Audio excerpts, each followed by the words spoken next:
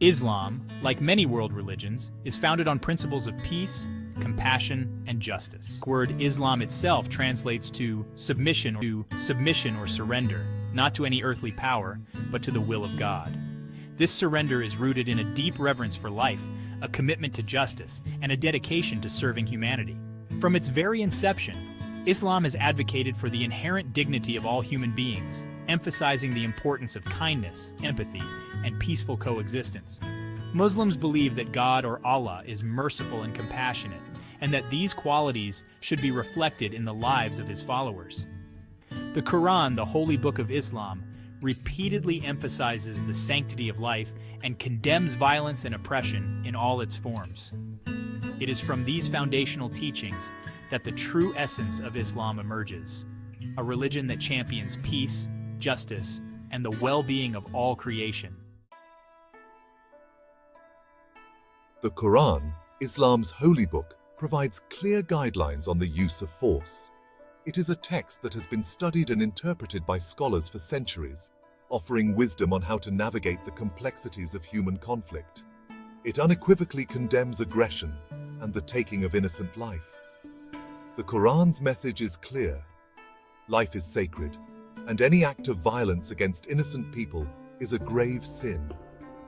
The Quran explicitly states that killing an innocent person is like killing all of humanity. This powerful metaphor highlights the immense value Islam places on each human life. This verse underscores the gravity with which Islam regards the preservation of life. It is a principle that guides the actions and beliefs of Muslims around the world. It is a testament to the religion's commitment to peace and its abhorrence of violence. The teachings of the Quran encourage Muslims to live harmoniously with others and to seek peaceful resolutions to conflicts. The Quran permits fighting only in self-defense, and even then, with strict rules of engagement. These rules are designed to minimize harm and ensure that any use of force is just and proportionate. Muslims are allowed to fight back if they are attacked or oppressed, but they are forbidden from initiating hostilities. This principle ensures that violence is always a last resort. Even in the heat of battle, Muslims are commanded to show mercy and restraint, sparing non-combatants and prisoners of war. This reflects the Quran's emphasis on compassion and humanity, even in times of conflict. The Quran's teachings on warfare are not a call to violence, but a recognition of the complexities of human existence. They provide a moral framework for navigating conflict while upholding ethical standards. They provide a framework for navigating conflict while upholding the sanctity of life and striving for a just and peaceful resolution. The ultimate goal is always to restore peace and justice. The emphasis is always on de-escalation, reconciliation, and the pursuit of peace. The Quran's teachings inspire Muslims to work towards a world where conflicts are resolved through dialogue and mutual understanding, rather than violence. The life of Prophet Muhammad, the final messenger of Islam, serves as a model for Muslims worldwide. His teachings and actions have left an indelible mark on the hearts and minds of millions, guiding them towards a path of righteousness and peace. His life was a testament to the peaceful nature of Islam. Through his words and deeds, he demonstrated that true strength lies in patience and understanding, not in aggression or hostility.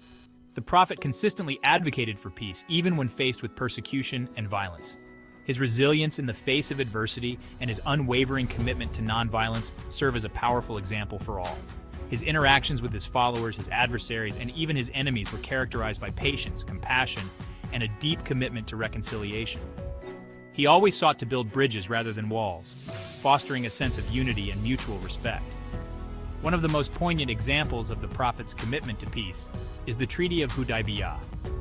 This treaty was not just a political agreement, but a profound statement of the Prophet's vision for a harmonious society.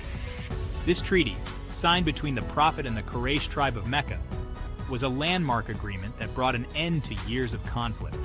It showcased the Prophet's strategic foresight and his ability to prioritize long-term peace over short-term gains. Even though the terms of the treaty were not initially favorable to the Muslims, the Prophet recognized its potential to establish lasting peace and readily agreed to its terms. His willingness to compromise for the greater good is a lesson in humility and wisdom. The Prophet Muhammad's life is a beacon of peace, illuminating the path for Muslims to follow. His legacy continues to inspire countless individuals to live with integrity, compassion, and a commitment to justice. His unwavering commitment to justice, compassion, and peaceful coexistence stands as a powerful rebuke to those who seek to distort the true message of Islam. By embodying these values, Muslims around the world strive to honor his memory and uphold the principles he so dearly cherished. Extremist groups, often driven by political agendas or a desire for power, have twisted and misinterpreted Islamic teachings to justify their violent acts. These groups are not representative of the true essence of Islam, which is a religion of peace, compassion, and mercy. These groups exploit religious rhetoric, cherry-picking verses from the Quran out of context and ignoring the broader principles of peace and compassion that permeate Islamic teachings. They selectively interpret the holy text to suit their own narratives, disregarding the rich tradition of scholarship and interpretation that has guided Muslims for centuries. They manipulate vulnerable individuals, preying on their fears and insecurities, to recruit them to their cause. These individuals, often isolated and searching for meaning, become easy targets for extremist propaganda. The extremists offer a false sense of belonging and purpose, exploiting the emotional and psychological vulnerabilities of their recruits. The actions of these extremist groups are a gross misrepresentation of Islam. They betray the core values of the faith, which include justice, mercy, and the sanctity of human life. The vast majority of Muslims around the world live by these principles and are committed to peaceful coexistence. Their ideology is rooted not in faith, but in a lust for power and control. They use religion as a facade to mask their true intentions, which are often political and territorial. This manipulation of faith for personal gain is a profound betrayal of the trust and devotion of their followers. These groups use religion as a tool to advance their agendas, exploiting the faith of others for their own selfish gains.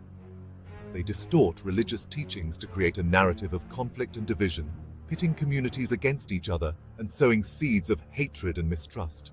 Their violence is a betrayal of the very principles of Islam, which condemns terrorism in the strongest possible terms. Islamic teachings emphasize the importance of peace, justice, and the protection of innocent lives. The actions of extremists are a direct violation of these sacred principles. It is crucial to remember that the vast majority of Muslims reject extremism and terrorism.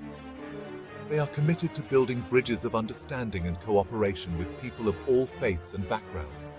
The Muslim community actively works to counteract the negative stereotypes and misinformation spread by extremists.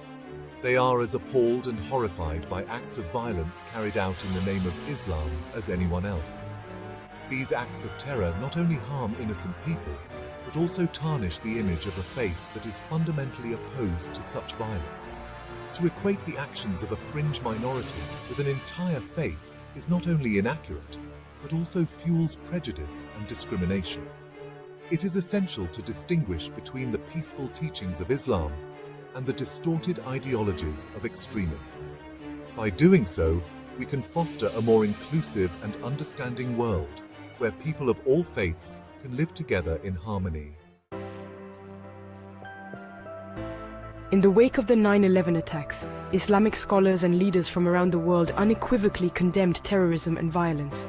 They emphasized that Islam is a religion of peace and that the actions of the perpetrators were a gross distortion of Islamic teaching.